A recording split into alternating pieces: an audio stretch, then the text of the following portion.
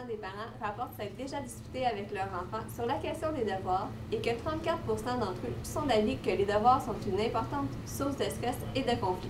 Dans cette vidéo, il sera alors question d'en apprendre davantage sur l'aide aux devoirs en ligne pour les élèves et également pour leurs parents afin de diminuer les réticences à ce moment important de réinvestissement des notions à la maison. Nous sommes présentement devant la maison d'un élève de 4e secondaire. Nous allons le questionner sur le site Alloprof et comment celui-ci l'aide pour ses devoirs. Maxime, j'aimerais savoir si tu as des difficultés lors de tes devoirs. Quelquefois, j'ai besoin d'informations pour compléter mes devoirs en histoire. Alors, je vais sur le site d'Alloprof. Souvent, je vais sur la bibliothèque virtuelle. Et puis, je peux choisir la matière dont j'ai besoin, comme, mettons, histoire. Et puis, je choisis mon niveau, secondaire 4. Puis, je peux choisir le module que je veux et trouver des réponses utiles. Est-ce que les jeux sont utiles pour toi? Plus vraiment, plus à mon âge, mais plus au primaire pour apprendre ces mathématiques, ça peut être utile. OK. Bien, merci Maxime. Nous sommes présentement devant les bureaux de Télé-Québec pour faire une entrevue avec le directeur des communications de la plateforme Alloprof. Nous voyons présentement la salle où les enseignants aident les élèves qui font appel à Alloprof. C'est ma 13e année, j'ai travaillé comme intervenant le soir, donc comme enseignant, pour répondre aux questions des élèves par téléphone ou dans les cyberclasses. Et depuis 7 ans maintenant, je suis directeur des communications, donc là c'est vraiment le message Alloprof, l'approche publique, l'approche des élèves. Bien, la mission d'Alloprof, qui nous porte depuis 18 ans, parce qu'Alloprof maintenant à 18 ans, on est rendu majeur, c'est d'offrir du soutien scolaire en fait à tous les élèves du Québec par téléphone ou Internet et à leurs parents aussi. Alors élèves, ça veut dire primaire, secondaire, donc de première année primaire à 5e secondaire.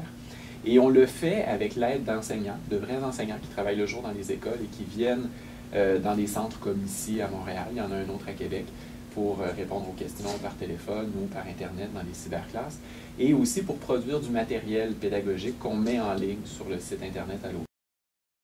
Donc, ça fait entre 50 et 60 000 élèves différents qui utilisent nos services pour l'enseignement.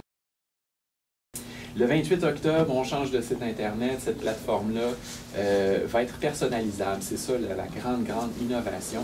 En ce moment, on fait une recherche sur le site Alloprof. Il y a des milliers de contenus que nos enseignants ont créés.